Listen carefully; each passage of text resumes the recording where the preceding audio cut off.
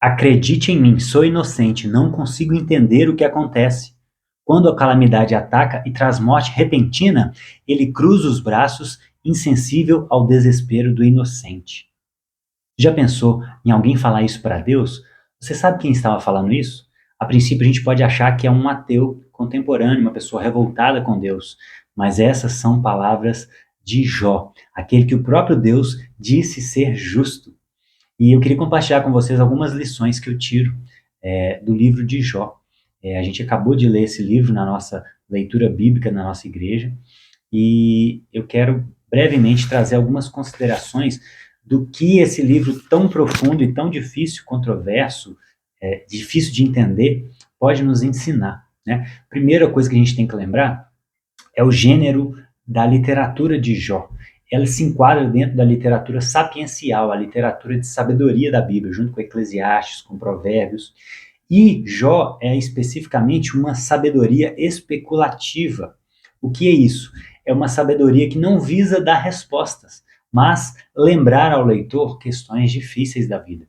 E o tema do livro de Jó é exatamente essa questão difícil: como lidar com o sofrimento, principalmente do justo, que aos nossos olhos aparentemente não tem uma causa, né? Ou são injustas, né? E esse vai ser o argumento de Jó com Deus.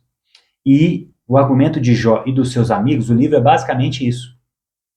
Satanás tenta a Deus, entre aspas, né? Porque Deus não pode ser tentado pelo mal, mas Satanás instiga a Deus sobre o servo Jó e Deus permite que algumas coisas aconteçam com Jó e ele sofre muito. Ele perde a casa, os bens, as famílias, todos os filhos e a saúde. Então ele está numa posição de grande desespero. E aí o livro começa a discorrer do diálogo entre Jó e os seus 4 amigos. E basicamente eles adotam uma teologia antiga, e isso reflete a teologia de todos, tanto de Jó quanto dos seus amigos, de que é o que a gente chama na teologia retributiva. Ou seja, os israelitas antigos acreditavam que se você fizer uma coisa boa, Deus te dá coisas boas. Se você fizer o mal, Deus vai te pagar com o mal. Basicamente isso, é uma visão bem simples assim. E isso reflete as ideias de Jó e dos seus amigos. Só que de pontos de vista diferentes. Os amigos acusam Jó que ele está omitindo o seu pecado, por isso ele está sofrendo. E Jó diz o seguinte: não, eu sou justo. E o próprio Deus reforça isso no início do livro. Jó fala: eu sou justo, o que está acontecendo comigo é injusto. Então, na cabeça dos dois grupos, a ideia de que se eu sou bom, não pode acontecer uma coisa ruim para mim, ela está na mente dos dois grupos, né? Então, isso é muito interessante para a gente entender o livro de Jó. Então, os amigos de Jó dizem para ele o seguinte: olha, reflita agora, qual foi o inocente que chegou a perecer, onde os íntegros sofreram destruição, né? O Elifaz pergunta isso no capítulo 4, verso 7. Ou seja, ele está perguntando para Jó o seguinte: onde você já viu isso, um justo sofrer como você está sofrendo? Se você está sofrendo é porque você não é justo. E a resposta de Jó, durante todo o livro, é muito simples: eu sou justo, Deus conhece a minha vida, Ele sabe que eu não fiz nada, e o que está acontecendo comigo é injusto. Essa é a posição de Jó. Olha o que ele chega a dizer lá no capítulo 9. Ele chega a dizer coisas bem interessantes. 9, a partir do verso 15, ele começa a se defender. Olha, embora inocente, eu seria incapaz de responder, falando com Deus, né? Poderia apenas implorar misericórdia ao meu juiz. Verso 17, ele me esmagaria como uma tempestade e sem motivo multiplicaria as minhas feridas. Verso 19, recorrer à força, ele é mais poderoso. Ao tribunal, quem o intimará? Então Jó aqui começa a reforçar a soberania de Deus. Mesmo sendo eu inocente, minha boca me condenaria. Se eu fosse íntegro, ela me declararia culpado. Então Jó aqui começa a se colocar numa posição de eu estou sendo injustiçado, mas Deus é soberano. Então o livro começa a levantar essas questões difíceis. Verso 21. Conquanto eu seja íntegro, mais uma vez ele reforça: já não me importo comigo, desprezo a minha própria vida. É tudo a mesma coisa. Por isso digo, ele destrói tanto o íntegro como o ímpio. Olha isso. Jó começa a questionar a justiça de Deus. E aí, no verso 20, esse foi o que eu li agora, verso 22, ele destrói o íntegro como o ímpio. Eu quero ler na versão A Mensagem aqui para vocês. Olha como que fica mais claro de entender. Acredita em mim, é a versão que eu li no início. Sou inocente, não consigo entender o que acontece. Quando a calamidade ataca, ele traz morte repentina, cruza os braços, insensível ao desespero do inocente. Ele permite que o ímpio assuma o controle do mundo, designa juízes que não discernem o certo e errado. Se ele não é o responsável, então quem é? Gente, isso aqui é muito sério, porque começa a desmontar uma ideia muito comum de que o ser humano ele não pode falar nada com Deus, né? Eu já ouvi muitos cristãos, é muito comum isso no meio dos cristãos. Quem é você para questionar a Deus?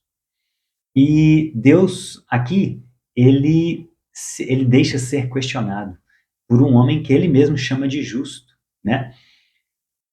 E o próprio Deus, ele não fica ofendido com as nossas dores, com as nossas ofensas, não, com os nossos questionamentos diante das nossas dificuldades, do nosso sofrimento. Deus, ele repreendeu, por exemplo, né? Jesus repreendeu Tomé por não ter crido, mas ele acolheu Tomé. Ele falou: olha, vem aqui, põe a mão, né? Jesus não condenou ele ao inferno, por exemplo. Jesus não repreendeu pela sua falta de fé, mas o tratou com dignidade e acolheu a sua dúvida, a sua dificuldade. Então, o ser humano, o filho, né? Nós estamos falando de pessoas que conhecem a Cristo, que conhecem a Deus e que têm uma intimidade, uma vida de intimidade com Deus. Então, o filho, ele é íntimo. Então, Jó, e a gente vê em vários outros exemplos da Bíblia, né? Moisés questionando a Deus, mas você vai fazer isso com o povo, Deus, intercedendo com o povo, dando opiniões e dando conselhos para Deus. Abraão, a mesma coisa. Então, quando nós somos íntimos, essa é uma das lições que eu tiro. Essa é a primeira lição que eu tiro, na verdade, do livro de Jó. É que quando nós somos íntimos de Deus, nós temos uma intimidade de um pai com um filho. E mesmo o pai sendo soberano e tendo total poder com o filho, ele acolhe as dores do filho, mesmo os questionamentos sobre a sua justiça. Por quê? Pensando aqui no caso, Deus sabia da limitação de Jó. Jó é um ser humano, ele não via o todo da história, ele não via o que esse sofrimento, mesmo que aparentemente sem sentido, não sabe o que iria causar isso dentro de Jó, e no final do livro isso fica claro, e Jó também não sabia o que isso ia causar no impacto dos leitores, o como isso ia abençoar milhões e milhões de pessoas ao longo das eras. Então Jó não tinha essa noção, mas Deus tinha, e Deus é bom. Então o israelita, né, ele tem essa sabedoria especulativa que não visa dar respostas, exatamente porque ele parte desse princípio, ao contrário de uma visão mais grega, né, de questionamento, de tentar entender tudo, que é bom também. O próprio Deus acolheu a cultura grega na formação da Bíblia, inclusive do Novo Testamento. Mas, como em toda cultura, existem coisas boas e ruins, existem exageros e nuances, né? Então, Deus acolhe essa nossa dificuldade, esses questionamentos sinceros e honestos, né? Deus acolhe. Ele não é um tirano. Ele nos acolhe e nos dá respostas ou não, né? Então, ele é soberano também para nos dar as respostas ou não, como não deu para Jó. Então, o livro de Jó termina sem essa resposta do porquê Jó estava sofrendo. Mas nós, como seres racionais, podemos ter esse vislumbre, né? O quanto isso foi bom para a vida de Jó e o quanto isso foi bom para os leitores ao longo de todas as eras, né? E a segunda lição que eu tiro do livro de Jó é que, relembrando, né? No final, Deus se revela a Jó e começa a fazer perguntas para ele. Tá bom, você está se achando muito sábio, muito justo? Me conta onde você estava quando eu lancei os fundamentos da terra. Então Deus começa a mostrar para ele que Deus sabe de tudo e que o Jó pode confiar. E Jó finaliza o livro falando, de fato, eu falei coisas que eu não entendi. Então, por mais que ele passou por todo aquele sofrimento, ele não pecou contra Deus, né? Por mais que ele questionou a justiça de Deus, olha que interessante, ele foi considerado uma pessoa justa até o final, e Deus o recompensa, e Deus repreende os amigos de Jó, que estavam a todo momento exaltando Deus, que aos nossos olhos, quando você começa a ler a primeira vez o livro de Jó, você pensa assim, não, Jó está errado, está reclamando de barriga cheia, está questionando a Deus, e os amigos de Jó estão com a razão. E Deus, no final, inverte tudo, né? Repreende os amigos de Jó, que falaram bem de Deus, mas não entenderam essa questão de intimidade, que o justo, quando é íntimo de Deus, ele pode ter esses diálogos sinceros, que ainda assim Deus conhece o coração, né? Deus sabe quando é um questionamento honesto ou não, ele não peca quando ele faz esses questionamentos, né? E foi isso que aconteceu na vida de Jó. Então a primeira lição é: Deus é soberano, Deus acolhe as nossas dores, as nossas dificuldades. A segunda lição que eu tiro é: Deus é soberano e sempre bom. Ele nunca deixa de ser bom e nunca deixa de ser soberano. Então Deus pode causar ou permitir sofrimentos à vida humana, tanto a pessoas justas quanto a pessoas injustas. Essa teologia retributiva, Deus estava aqui já começando a quebrar essa mentalidade para futuramente trazer um novo ensinamento, que é a minha terceira lição que eu tirei desse livro. Mas muitas pessoas questionam, mas como assim Deus é bom, sendo que ele tirou as vidas dos filhos de Jó, que não tinham nada a ver, nem o próprio Jó tinha, né? E aí a gente precisa lembrar de uma questão que é o seguinte: Deus é o dono da vida, ele pode tirar a vida e pode dar a vida quando ele quiser.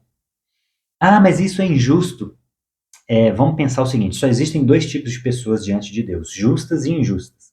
Quando Deus tira uma vida justa, ele está exercendo misericórdia, porque essa pessoa vai desfrutar do paraíso ao lado de Deus. Então, essa pessoa não está reclamando, e nós estamos aqui na Terra, né? Quando Deus tira uma vida inocente, essa pessoa não está reclamando, só nós, porque nós perdemos essa pessoa, queremos a presença dela.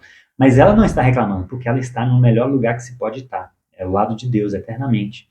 E quando Deus tira uma vida injusta, ele está exercendo juízo, justiça. Deus é amor e justiça ao mesmo tempo, de uma forma perfeita e harmoniosa. Então Deus nunca erra quando ele tira uma vida, mesmo sendo uma vida justa. Então ele é o dono da vida, ele é o único que pode tirar e dar quando ele quiser, né? E ele não erra, ele não comete pecado quando faz isso. Porque ou ele está fazendo misericórdia ou ele está fazendo justiça, né? Então ele não erra, ele é soberano, ele pode nos causar, pode nos permitir certos sofrimentos. Por quê? Porque ele é amor. E amor, como eu preguei recentemente, me veio esse insight muito importante que eu acho, que é o seguinte: amor não é querer que o outro seja feliz, amor é querer o bem maior para o outro. E como nós vivemos num mundo onde o pecado entrou no mundo, e infelizmente Deus não queria que o pecado entrasse no mundo, obviamente que não. Mas como o pecado entrou no mundo, Deus sabe que para atingir o bem maior, que é a salvação, a vida eterna, somente com alguns sofrimentos, porque nós somos seres caídos. Então Deus causa e permite alguns sofrimentos exatamente porque Ele nos ama. E o que Ele visa sempre é o nosso bem maior. Diferente do diabo, né? O diabo quer nos causar mal para nos derrubar, para nos fazer pecar contra Deus, que era o objetivo de Satanás no livro de Jó.